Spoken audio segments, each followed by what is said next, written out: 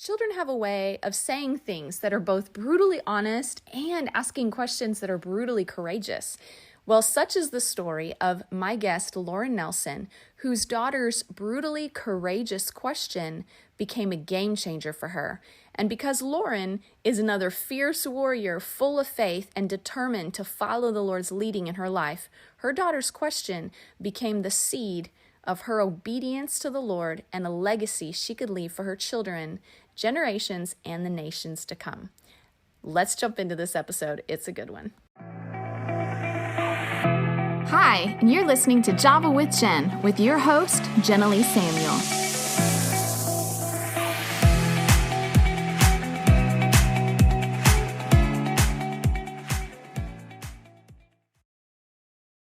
Thank you guys so much for joining me again at Java with Jen. I have enjoyed season 3. It's been awesome. We've had some powerful episodes, and I'm really pumped. Today's episode I'm very excited about. I met today's guest browsing Facebook, actually, and she had made a post that grabbed my attention, hearing about something her daughter said to her that became the spinoff that God used to turn her into an author. And so today she's going to share that story with you, and I believe it's really going to speak to the hearts of you women, especially any of you women who have felt called to ministry or felt that there wasn't quite room for you in the church or in any particular setting because of your gender. Well, we're going to tackle that, but in a totally God-based, beautiful way today. Lauren Nelson is a mother of 2 and the wife of a pastor. She has over 20 years of ministry experience with children, teens, and adults. Lauren wrote a children's book that was recently published entitled Sheroes of the Bible, which tells the story of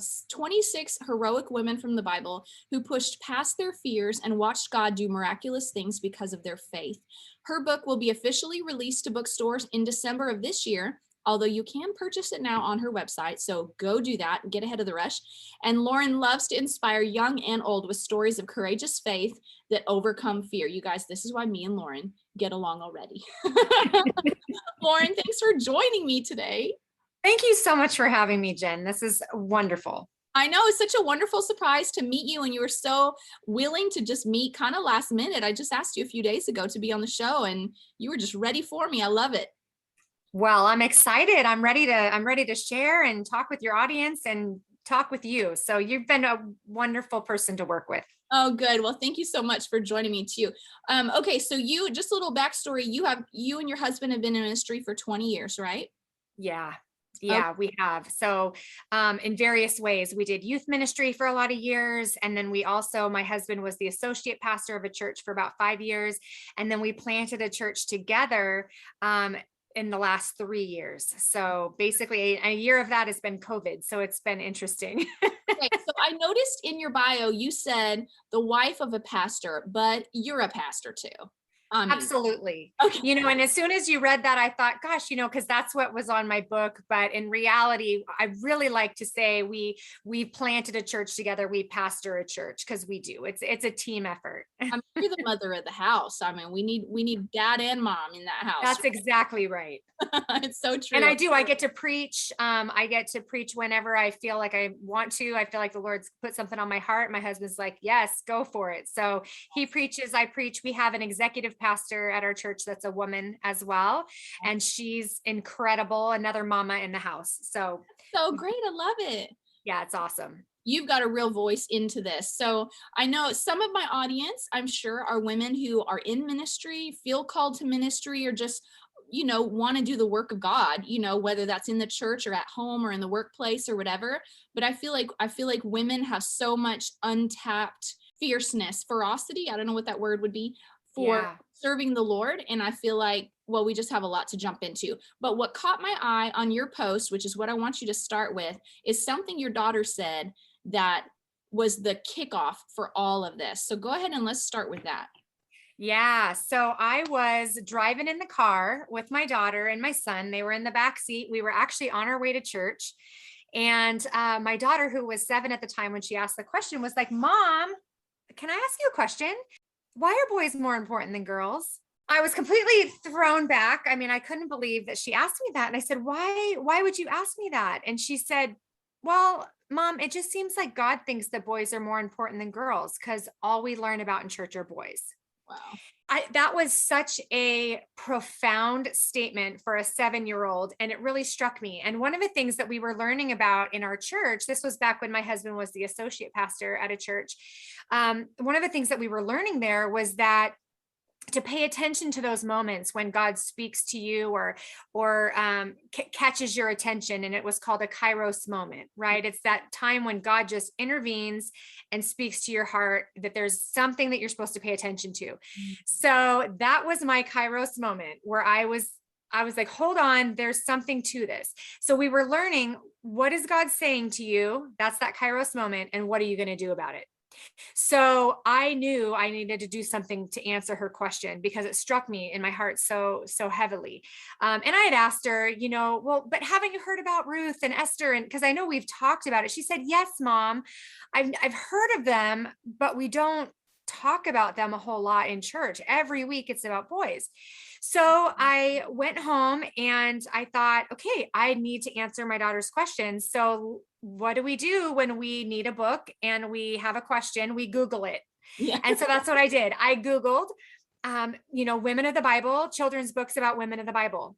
And at the time, 2 books came up, and both of them were princesses, and, talked about them being more meek and mild and, quiet mannered. And then also the illustrations were all Caucasian. And I thought, this isn't accurate. This is not accurate in any way, but it also it's not very inclusive for people all over the world that are going to could get a hold of this book. Like I wanted kids to be able to see themselves in these images and say, oh, if she could do that, I want to do that too. So for me, I wanted my daughter to know about the heroic women of the Bible, which you can be heroic in many ways, right? We think of heroicism as being, on the battlefield, which there's some of that in the Bible with women, which is really cool. But then there's also just any ways that you can face your fears, and you're conquering your fears through trusting God. That's heroic. Whatever your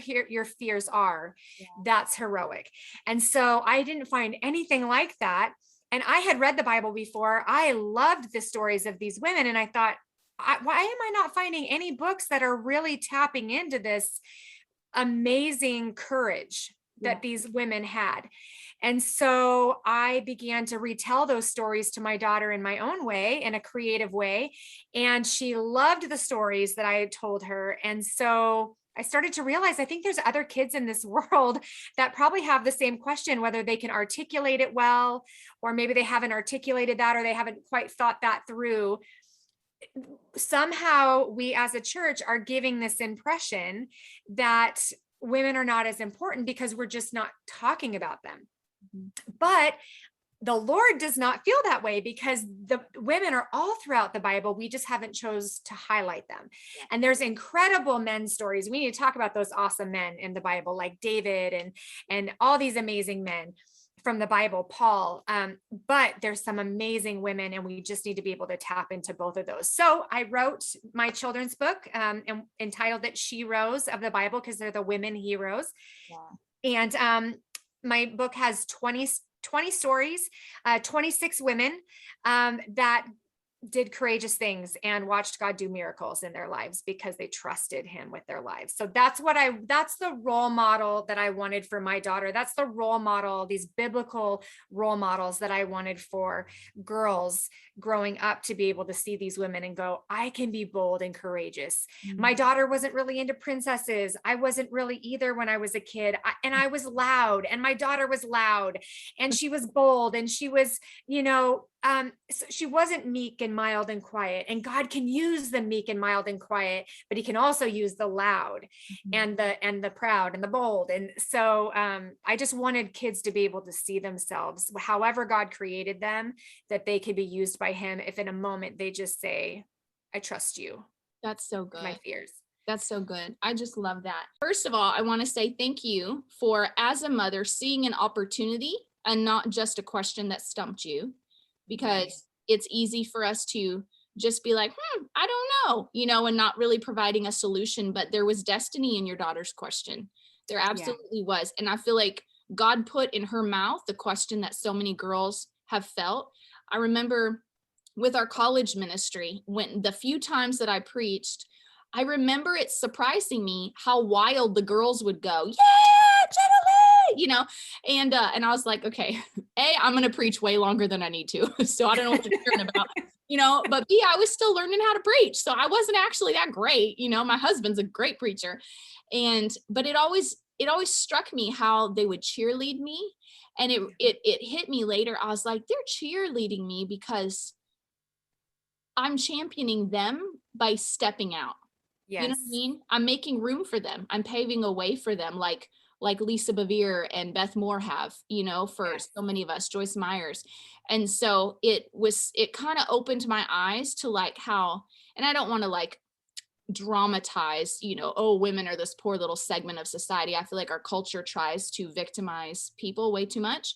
But just the facts are the facts that in most cultures, women haven't had the same quite opportunities. And in the church, it has been. And a lot of times for scriptures that have been, unfortunately misunderstood throughout history, of women being quiet in the church. And I just love that your daughter was brave enough to ask the question so bluntly of like, why does God like boys better? Well, me too. It's like, I'm so glad that, because we've all maybe wondered that at times. Yeah. On to my next question. How do you see the women in these stories that you shared overcoming limitations that they felt culturally in order to still make an impact? How do you see that overcoming spirit in them? And I know there's a lot of women, so maybe just pick your favorite, but. Oh yeah, definitely. Because you could literally go through all 26 and I could passionately tell you about all of them, but obviously I won't. Well, there's common denominators about. Yeah. So the common denominators, absolutely. Well, first of all, the most obvious common denominator for every single one of them is that they are a woman. Mm-hmm. And so being a woman back, in that culture and in that time, it was already a limitation in and of itself because they were more like property. Sometimes they were treated even worse than animals. And so it was not a great experience for women at that time. They were not empowered in any way, shape, or form. And so for them to be even in the Bible just shows how God is saying, that's not my heart. That is what the culture had put on these women, but that's not the Lord's heart, because he names their names. He speaks of them as children of God. And I love that about them. The other common denominator is that they all dealt with their own personal fears. Mm-hmm. So each and every one of these women, all 26 that I talk about, there is something that is a limitation in their life of fear. And it looks very different for each one of them. I have a few examples, Shiphrah and Puah. I had never heard of them. Some of you maybe have heard of them, but I had never heard of them before I started researching for the book. But they are actually my first story in the book. They're found in the book of Exodus, and they are midwives in Egypt. Yeah. And they saved the lives of a newborn, Israelite babies. Israelite baby boys. And so they had been told by the Pharaoh that they are supposed to kill every single newborn baby boy that's an Israelite. And they said they feared God more than they feared for their own lives. And they said, absolutely not. They didn't tell him that. They were really wise in how they did it, and kind of, somewhat deceitful in a good way, because they were able to save lives. And so they saved the lives of all these. They made sure that there were healthy babies born, despite the fear of what they could have experienced, their own death. Yeah. And because of what they did, Moses was able to be born. And he came and was the deliverer of Israel from the power of the Egyptians. And so those of you that have maybe heard of the Red Sea being parted, that was Moses that God used to do that. So if it had not been for Shiphrah and Puah, Moses would not have been alive. He would have been killed. And then we have Deborah and Jael. Those are more like the warrior type women when you think of heroic, right? Deborah was a prophetess and a judge in Israel, but she had not led a battle before. And the general of the Israelite army knew that they were going to be defeated. He was terrified. This general was terrified. And he said, I am not going into battle unless you, Deborah, go with us. And so she pushed back her own fear and said, okay, let's do this. I'm going, but God's going to give this into the hands of a woman. The woman is going to win this battle because she wanted to trust the Lord. She goes, we're trusting God. He said to go. We're going to go no matter what, no matter how afraid we are. And Jael was the one who ended up actually killing the bad guys. So, which that's a gory, awesome story, by the way. It is so awesome. Do you know what? That is the first story I taught my daughter, and I thought I would traumatize her forever. And she loved it. Yes, she loved it. Okay. So for the listeners that are not familiar with JL, give them a summary of JL's story.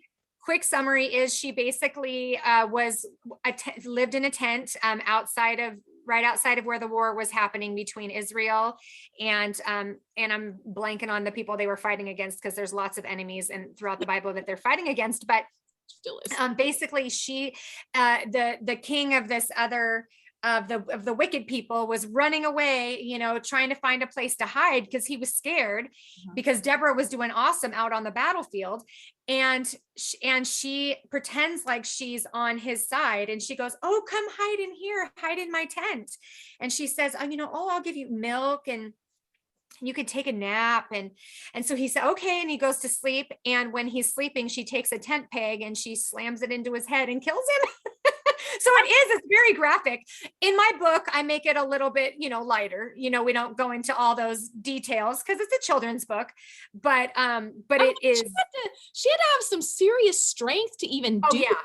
Like, right. Either strength or a big rock, right. A big rock on top of that tent peg and was, nailing it in. But yeah, it's pretty intense, but she saved the day, man. I mean, without her and Deborah, because of them, they experienced freedom for years and years after that. And then just, even I want to briefly say, even Hannah in the Old Testament, right now these are just the Old Testament gals, but Hannah, she demonstrates a different type of heroism because she was longing to be a mother. And she was being made fun of and tormented by the women in her life for not being able to have kids. And so she told the Lord, hey, if you will give me a son, I will give him back to you. And I will sacrifice, not in like a creepy way, but sacrifice like I'm going to hand him, back to you, Lord, and trust him to you and give him to the temple to be raised by the priests in the Lord's presence. And so God honored her prayer. She became pregnant and she got to nurse her son, and he was, she had him through his toddler years. So imagine that bond and that love that you have. I mean, my son, I love him so much. I mean, those toddler years, there's such that tenderness there. And then to take him and say, I got to honor what I said I would do. And she took him to the temple and gave him there. And there he was raised and became a prophet for the Lord. His name was Samuel. And he led Israel back to God when they were really turning their hearts away from the Lord. And if she had not done that, if she had not trusted him with that fear of not having children, that fear of being alone, she had not trusted God with that, then Israel would have experienced a very different future. And because she trusted the Lord, he gave her 5 more children. So when we are trusting God with the things that are the most precious to us, there's something beautiful on the other side, and he fulfills those desires of our hearts. So true. There's 2 other women I just want to briefly say, just because it's the New Testament, but I want to tell you guys, there's so many women in the New Testament and people don't realize that. But I want to just share briefly about Mary Magdalene. She was another gal who was really tormented by the enemy and experienced a lot of demonic oppression, whatever that looks like. It could have been physical. We know it was spiritual, but she experienced a lot of hardships and was probably thought to be crazy and laughed at by people and rejected. But when she met Jesus, he delivered her of those things. She was in her right mind again and was able to follow him, became one of his disciples. She gave of her own finances to him and his ministry, and shared the love of Jesus with others. And so she was conquering her own fears of being known and loved. And when she had come from such a dark past, and the Lord delivered her of that. And so, and then Priscilla is another gal that I just love. She was a preacher. She was a preacher. She was, she got to know Paul, and did ministry with Paul. Her and her husband Aquila did ministry with Paul, and so she was a preacher and a teacher and an evangelist. And so that was back when women did not really have a voice, and so that was a sacrifice for her to speak up and use that gifting that the Lord had given her. But many times in Scripture, her name is actually mentioned before her husband's because she was a more gifted teacher, and that is honored by God. He's saying, I want you to preach. I want you. People were coming to the Lord left and right because of her. And she was a missionary. And so anyway, but there's so many women, Joanna and Lydia. And anyway, there's amazing women that conquered their fears and watched God do awesome stuff in their lives. I love that. I love that common denominator of conquering their fears to do what the Father is saying, because really gender neutrally, even, like, of course, that's just a common denominator regardless of everyone who makes a mark in the kingdom of God. And but I just love how these stories are so diverse. Like, I keep thinking about the Pua and Shifra, how, like, I remember reading that story when we were having our children, because we had them all at home. And so I was looking through Scripture for promises I could hold on to. And I just remember in that story, it said the Israeli women gave birth vigorously and quickly or whatever, because of course they were racing against time. They didn't want the officials to hear them having birth, and come in and kill the baby before they were done or whatever. And how the Lord even gave grace for the women to deliver vigorously and quickly, Yes. And I mean, but think about how those two women, they're like the nurses right now dealing with COVID. You know what I mean? That's right. Like, they're just doing their little task in front of them. They didn't know they'd be in a Bible. They didn't know a story would be written about them. They didn't know they would be the hands that brought the deliverer of their nation. You know what I mean? But they were just faithful to do what God had put in front of them, even when it took courage. And the Lord. That's exactly right. It's just so powerful. One foot in front of the other, one yes at a time. Yeah, exactly. And now you overcame some fears to even take on this book situation. You share a little bit about your story, about how you had to overcome your own limitations to step into this. Yeah. So for me, fear has always been a huge thing in my life. When I was a little girl, I have a twin sister, so it's only just me and my twin, and my dad and my mom, and we all had a good, loving family unit. But when we would go to visit some extended family members in another state, my sister and I experienced abuse when we were there, by extended family members. So we stayed with some, I'm going to be real general just so that I'm not, making it clear who it is, but we stayed in a certain person's home, and then another family member who had a key would come in the middle of the night with his wife, and they would take my sister and I secretly to another location where they did really terrible things to us, to other children. It was basically, they were there to worship Satan.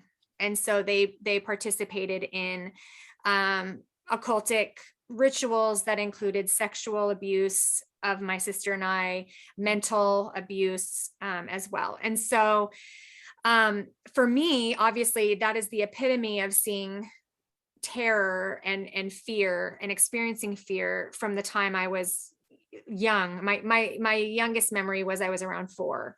So it happened a few times. And so basically, I, like a lot of people do when they experience trauma, I repressed those memories until I was in junior high, middle school.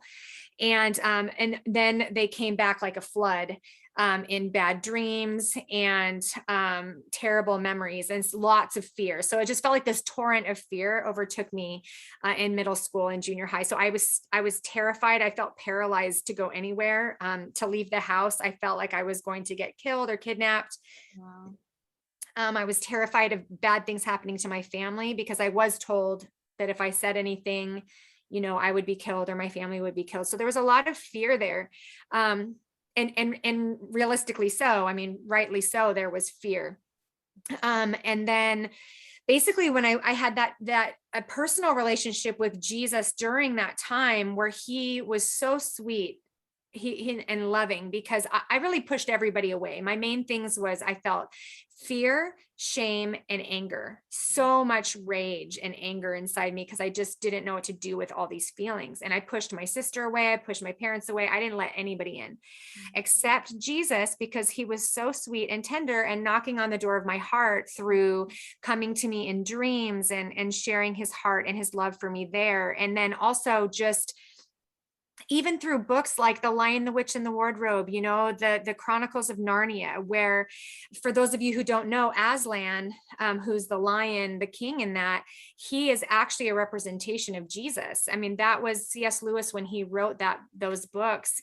Aslan was Jesus. And so I really experienced Jesus through those books and being able to escape, in a sense. So yeah. And then in college, basically I had an encounter with the Lord that turned my private, relationship with Jesus into a public relationship with Jesus, where the preacher who was preaching shared the full gospel and said, don't just raise your hand to accept Jesus, stand on your feet. And I didn't even have to make a decision. I was just up, I was standing. I mean, it was the power of the Lord. I was weeping. I mean, I could feel the Lord's presence. And it was like, he was saying, you're mine, I've called you. And so that propelled me into just a deeper relationship with him, where he took me through dealing with more memories and dealing with more fear. But the healing and the deliverance that came through the love of his church, the love of people. So people, I got joined in with the church, really became a part of a church in college during that time. And the people there just loved me to Jesus. They prayed for me. They prayed for, deliverance for me for a lot of things that I was struggling with, the fear and the anger and the shame. And so we were able to pray through that together. So they're loving me and seeing my issues and seeing my pain and loving me through it anyway, showed me that love of Christ. And that helped bring so much freedom and healing. And then of course, my husband, when he came along, that was just that extra layer of being healed through somebody knowing me fully and completely and loving me anyway, because that was a big part of the abuse. I think a lot of people, when they go through abuse, they struggle with feeling loved, or am I valued? Am I dirty? Am I shameful? And so one of the key things is really coming into that personal relationship with Jesus, so that we can know that we are loved fully to our core, for who we are, not because of anything we've done, but because we are God's child. Mm-hmm. And so when I experienced that freedom, that brought so much healing. And so freedom from fear came from just continuing to bring my heart to the Lord and trusting him, trusting other people, even with my heart. Right. And then when I became a mom, I just found myself in a spot where I was dealing with a lot of anxiety, like deep, deep anxiety. And I had prayed through a lot of stuff, but having kids, you feel like your heart's on your sleeve again. And so your heart is out walking around and you're like, I love these kids so much. I don't want anything to happen to them. So there were fears of that, but also just when you experience trauma at a young age, it does affect your hormones and your cortisol level and how everything is developing. And so it having, after birthing children, it kind of brings all that back. And so anyway, my body was responding through a lot of anxiety. Wow. So I was feeling really trapped by that, really hard to even get out of bed. I was irritable with my kids. And one night my husband, he said, let's pray. Let's just bring this to Jesus and let's see if he wants to speak anything to our hearts. Mm-hmm. And so we did. I reluctantly said, okay, let's do it. Mm-hmm. And after a couple minutes, my husband lifts up his head and he just said, Lauren, I hear the Lord saying he's calling you an author. Mm-hmm. And I laughed out loud, not out of, thank you, Jesus, I receive it. No, I laughed because it was so ridiculous to me. And Sarah kind of laughed. Yes, it was absolutely impossible. And I was never a great writer. I could not see, I didn't have any vision to write anything. All I could do was just get out of bed barely. Yeah. And so to me, it just seemed absolutely impossible. But my husband said, and this is part of that, taking those steps out of fear, is he said, let's declare that God can do more than we think he can do. He can do the impossible. Yeah. And so I said, okay, God, like, I don't see it, but you said it. And so I declare that you can do this. Yeah. So that was me choosing to speak out faith, even though in my heart I was terrified and thought it was ridiculous. Uh-huh. So it was a year later that my daughter asked me that question in the car that propelled me into writing the book, Sheroes of the Bible. And then all of a sudden I'm an author. So I didn't try to make it happen. I just had my daily yeses, and it was, what is God speaking to me? What am I going to do about it?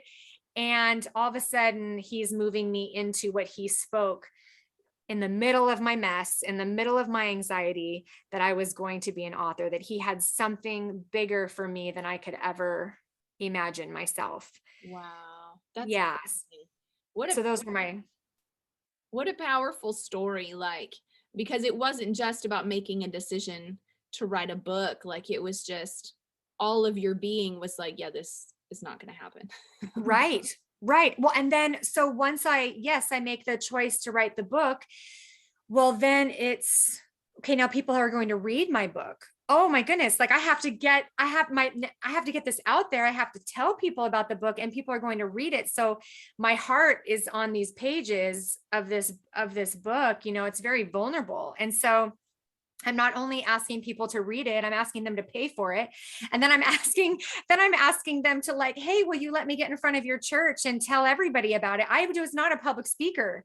I used to tell people, gosh, before all this, people, if someone would say, would you rather die or do public speaking? I would rather die because public speaking is terrifying to me, or it was.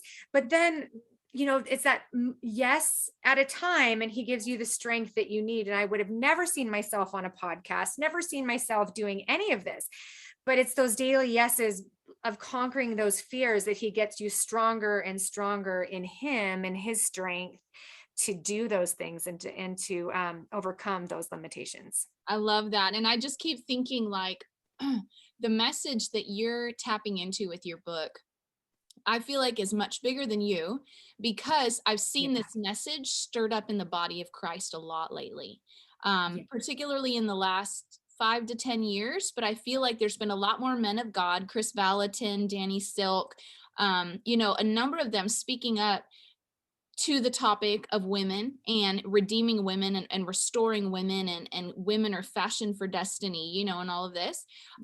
And then I see, even like, when we watched, did you watch the movie Endgame? It's the Marvel movie where it's like all the heroes are in it, right? Yes. Okay, now I don't want to do a spoiler, so if you guys haven't stick your fingers in your ears for a moment. But as we're watching the movie, and it was like all the guy heroes were on the front, and they were all starting to fall. They were all getting like killed or maimed enough they couldn't fight. And the thought was like, oh my gosh, our heroes are actually not going to make it. And then out of nowhere come all the women. And the women came on the scene, and they just kicked butt. And I remember when I watched that scene, my spirit jumped inside of me. And I just felt like the Lord was like, this is a prophetic picture of what I'm doing in the earth right now. Not that we want men to fall at all. No, that's not what it's about. But it's about women who have been on reserve, I guess is the way to say it. They've been on reserve for so long, which to me is such a picture of God's redemptive nature, because at creation, women were a part of what triggered the fall. But he, in his redemptive nature, is going to allow women to be part of what brings the restitution of the nations back to Christ, and in such a heroic way. And so I feel like your message is actually really prophetic for the time. It's not just a good message. I feel like it's seasonally very, very well timed and very appropriate. And so that's part of why I got so excited about it. But I see the Lord just doing that in the nations, period. Yes, I agree. And of course, you see the false parallel, which is the world in women's lib, and then all this gender confusion nonsense. Absolutely. I'm like, okay, the enemy is clearly trying to screw with what God is doing. Absolutely. And so it's crazy. But I wanted to talk about even how we oftentimes think about impact in terms of, these women are heroes and they did these great things. And we did kind of call out like the, if we think about it close enough, if you think about it in retrospect, their story looks so characterized. You know what I mean? Where it's like Yes. a caricature, where it's like, it's almost like blown out of proportion for what it was actually like in the moment. You know what I mean? Right. But if you look close in the moment, their stories were actually very missable. Yes. You know what I mean? Like the women, they had no idea. I don't know if they ever knew that they brought Moses in, if they delivered Right. the deliverer. You know what I mean? And so I just wanted to even call out how we think about impact and being heroic and making a mark on history in terms of these grand moments. But I feel like most people, we don't have a lot of those moments that come along in life to begin with. Well, we kind of have both. We have a lot of those because they're actually small, simple, faithful moments. Exactly. But then we don't have a lot of them because you might only shift history once in your lifetime Right. in a marked way. You know what I mean? But at Yeah. the same time, we're shifting history every day. So it's like this weird parallel, this weird dynamic. Yes. But I wanted to highlight something that I had read in Rick Joyner's book called The Final Quest. I shared it with you when we talked earlier. And in it, he was talking about how the Lord had taken him to heaven and was showing him what the earth would be like in the final hours before the Lord's return, and how the enemy would operate and how the church would operate. And in a part of the story, the Lord took him to heaven to show him like it really was about the humility that lives in heaven.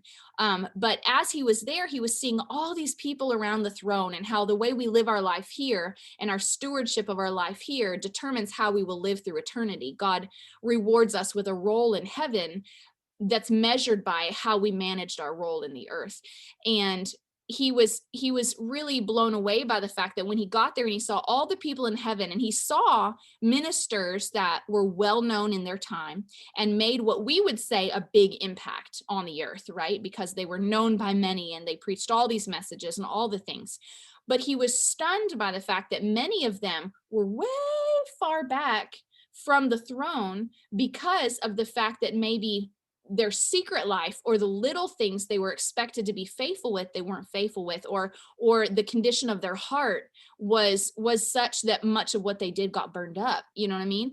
And Yeah. so, but he said the people that were the closest to the Father and that populated and surrounded the throne, he said the majority of them were women, were grandmothers, and were invisible people who never had a profound impact as we would define it on the earth, but they were faithful in prayer. They were faithful to do the hidden work of making disciples. They were faithful to do the invisible work that most of us would despise, but they were faithful in it.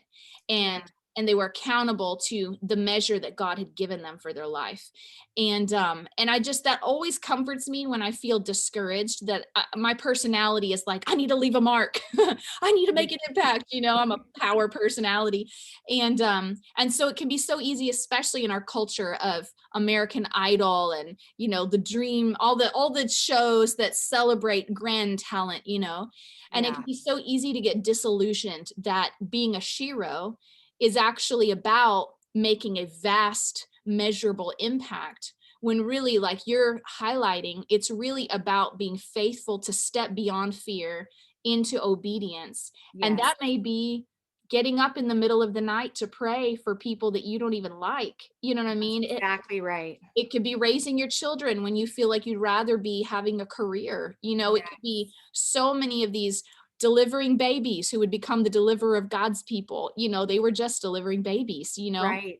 And so I just wanted to highlight that because I feel like that's what your stories beautifully pull out. You highlight the magnitude of their impact, but when we look closer, we realize the logistics of their situations might not have felt so great or grand. Yes. Well said. Okay, so looking at the next question here, if there's one thing that you would want our audience to remember today, after all that you've learned studying these women, hearing the heart of your daughter, walking with your daughter in that, even seeing the work that God's done in your journey personally, what would you leave for my audience to meditate on? Yeah. So I was talking with a friend, and she had been going through her own really difficult times and struggles and was in a recovery center, and her counselor said this to her. And when she told me this, it's just struck me, and it will be a life mantra for me, and maybe for your listeners. But he asked her, he said, "What's on the other side of fear?" And she thought about that. I don't know. And he said, "Everything you've ever wanted." Everything you've ever wanted is on the other side of that bully, fear. And that's all he is a bully. And he's come to steal, kill, and destroy. And that's what the Bible tells us that our enemy has come to do, but the Lord has come to give us life abundant. And that abundancy is on the other side of fear. And sometimes we daily, we have to say no to that fear and to say yes to what God has for us. Because if we don't, we're missing out on the other side. And I think there's so many times that we've maybe even had our own Kairos moments. And what if I would have only just stopped and said, what is God speaking to me? Okay, he's speaking to me that, this question that Kaya has, my daughter, that she has for me, that she says, why are boys more important than girls? Well, what if I would have just stopped there? But I'm going on to that second question, and I'm saying, what are you going to do about it? Yeah. And so it's moving past that to in response to take action. And that's how we get on the other side of that fear, to get to everything we've ever wanted. I would have never known that this would be everything I've ever wanted in my life right now, but it truly is. It is fulfilling my heart's desire to get this book out into children's hands so that they know who they are in Christ. Yeah. There's multiple opportunities to receive Jesus throughout the book. My heart is that this goes to the nations. My first edition, we didn't go into that, but that one did go into the nations. And my heart is that kids that have gone through trauma would be able to read this and go, if God did that for her, if God did that for that Shero, he can do that for me. If he helped her conquer her fears or conquer the hard stuff she's gone through, he can do that for me. And so my heart has come alive through God using my own testimony of abuse and trauma to tie it into the Bible, and yet it can still be so relevant to the rest of the world. That's only God. Like, he's brilliant. And so, he has given me that heart's desire. And I know that he has even more for me that I don't even know yet, but it's paying attention to those questions, and which I don't want to jump ahead, but in a way, just because it just that you said, what's something practical, you were going to say, practical suggestion. I kind of gave it away already, which is just that asking yourself the question, what is God saying to me? Yeah. What am I going to do about it? And it's paying attention to those Kairos moments, those moments where God speaks to your heart, and he's it's like a lightning bolt goes off and you're like, whoa, that really struck me. Why did that strike me? And like actually taking time to ponder through that. Yes. And go, okay, now what do you want me to do with that, God? And it could be as simple as like what you talked about, loving on your kids, like daily, like when you just really they're getting on your nerves. They're asking a million questions. You just kind of want to blow up at them. But then you say, God, help me to have a gracious attitude. Help me to see my kids through your eyes. Help me to have patience for them today, or for your neighbor, or for somebody at work that's difficult to deal with, or for your husband, or for whatever it is. It's, God, I need you to come and I need you to help me. In everything. I love that. And I love that because God's speaking to us is always meant to bear fruit, but the fruit doesn't come until we do something about it. Right. Right. And so just like in Hebrews, where it says faith without works is dead. And so absolutely, you partnering, what is God saying? I was going to highlight that. So I'm glad you brought that. I'm glad you went back to it, circled it back around. But what is God saying? And now what do I need to do about it? Because that right there is where the rubber meets the road, where many are called, but few are chosen, because few actually ask themselves that second question, what am I going to do about this? And you decided to do something about it. And I'm so grateful that you did. Thank you. Me too. And I'm grateful that my church taught on that, because I wouldn't have even realized if I hadn't heard it. So hopefully we'll have some awesome Kairos moments coming from this, after this broadcast, where your listeners are going to start to go, okay, what God just struck my heart. What am I going to do about it? Yes, exactly. So that's like practically a life hack right there. Yes. But okay, so before we launch into life hacks, because we do want to get into this, how can people connect with you and how can they purchase your book? Because I know I'm already thinking, oh my gosh, I need to get it already and read it to my boys. Thank you. Yeah, you can get it. So for those that live in America, the best way to get it in the United States is through my website, which is laurenlnelson.com. And so Lauren is spelled Lauren, the letter L, and then Nelson, NELSON.com. And so when you order straight off my website, then I send you a personal, note in the book. And then I also send a personal note separate, and then you get a bookmark. And so it's just a more personal experience. And because it's not available in bookstores until December, the only way to get that physical copy of the book is through me right now. But if you are abroad, you are living outside the United States of America, and you're like, but I want a copy. I do mail them. It's just very expensive. So to have to ship, it costs a lot of money, like $40 or $50 just for shipping. Isn't that crazy? So I would recommend for now to go onto Amazon.com or BarnesandNoble.com and get the ebook. So the e-version is available now, and you pay, I think it's like $8.99, and you get a digital download, and you have that for yourself now. And then come December, you can get the book on any of your favorite book retailers will have it. That's so great. I just love it. I love it. Thank you for sharing that with us. And if they want to follow you on social media, where's a great place to see that? You can follow me on Facebook or Instagram, and I am at Sheroes of the Bible. So Sheroes is spelled SHEROES. has an ES, yeah, because people forget the E sometimes. So Sheroes, like you're writing heroes, you just put an S on the front. Okay. Yeah, at Sheroes of the Bible. Perfect. And what I'll do is, for all you listeners, you guys know my routine by now, but if you're a new listener, I will throw these links and stuff into the show notes right under whatever platform you're listening to this episode. Just look, there should be a description underneath it. And in there, I will have show notes so that you can connect with Lauren, so you can connect with me on social media, and that so you can purchase her book as well. So make sure and check that out. And you guys don't go away, because we have life hacks coming. And so stay tuned. We're going to jump right in. Lauren's got a great one for us. Yes.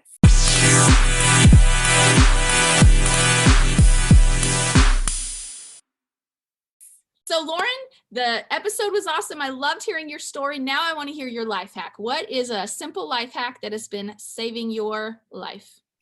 Oh, my life has been saved because of a Revlon Color Stay liquid lipstick. Okay. That's a big, long word, but basically, I'm really pale. I'm really fair skinned. And so my lips have like no color.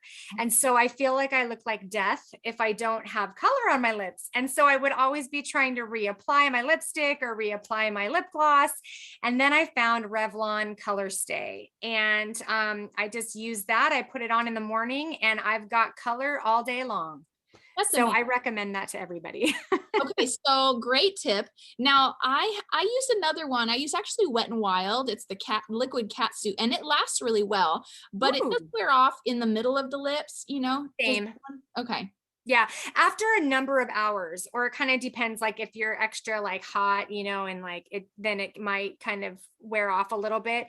But sometimes by the evening, if I have something else that I'm going to, I'll take it off and put it back on again, to reapply. But yeah, I haven't tried that one before, the one that you said. Girl, it was such a wonderful, delightful surprise. I love it. It lasts me all day. But you know what? The Revlon, I remember discovering it, but I got away from it because I didn't care about lipstick for a long time. Yeah. But I tried it in like junior high or high school. So this Revlon Color Stay has been around. It's been around for a while. Which means they probably have a great abundance of color options. Yeah, they do. They do. But honestly, I've been wearing it for years and years and years because it's just saved my life. But now that you mentioned the Wet and Wild one, I'm like, well, I could always branch out and try and see which one I like better. There's another thing that some people sell that stays on, and I don't remember what it's called, but it kind of burned my lips. I didn't like it. Oh, I know which one you're talking about because I've seen people, they're like, it's day 3 and it's going. And it doesn't make that burning for everybody, but for some reason for me, it did. So Revlon has been that's my life hack. Okay. So I love that. That's a wonderful life hack. You guys check you out some Revlon. Revlon should actually throw you back some retail commissions for that. Right. Send me some free lipstick. Right. That'd be awesome. So I actually found this thing I want to try. It's called lip staining, but you can do it at home because nowadays you can professionally go in and they'll inject your lips with color. And what? It's almost like a lip tattoo, but it's temporary and it'll last for months. So now she's like, what? I need to find this out. No, I don't know if that's me, but that does sound interesting. So, well, you can do it at home. Apparently you get like the gel, like food coloring, like the gel stuff. It's like more like sturdy than just the dye. So you get the gel food coloring and then you mix it with some kind of glue, I guess any kind of glue, but I need to go back and find the video. I saw it on YouTube. And then you just mix it with the glue, you paint it onto your lips and you leave it for like 20 minutes or whatever. Wait till the glue dries. When you peel off the glue, it stains your lips and it'll stay that color for a couple of days. Oh my goodness. I feel like I would ruin that. I would do something like to ruin my face if I tried. Get it like all in the wrong places. Yeah. That was my thought process. I was like, I don't know if I'm smart enough for this. I don't think I am. Okay, well then we'll stick with Revlon colors today. Great life hack. So Lauren, thank you so much for coming on the show. It was so good to hear your story and it just made me want to ask you even more questions. But you guys, follow Lauren online, go check out her book and if you guys listen to this episode, do us a favor, screenshot it, throw it in your stories, tag me, tag Sheroes of the Bible. And that way both of us can repost it and see who all is catching the episode. So thank you guys for listening. Lauren, thank you for coming. And thank you for having me. Absolutely. And you guys, we will catch you next week. Have an awesome week. Thanks so much for tuning in to today's show. For those of you who've rated or shared this podcast on social media, thank you.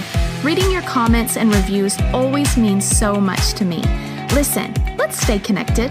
Come follow me on Instagram at Java with Jen, where you can follow the latest and say hey. It's a really great way to stay in touch. Many of you have also asked how you can support the show. You can make donations through the Anchor app or on Patreon. Or of course, by sharing, rating, and reviewing on social media and iTunes as well. Your heartfelt feedback always reminds me why I do this. Also, we have merch coming. Stay tuned and I'll let you know when it hits the stores. Until next time, remember, you will fulfill your greatest destiny one day at a time.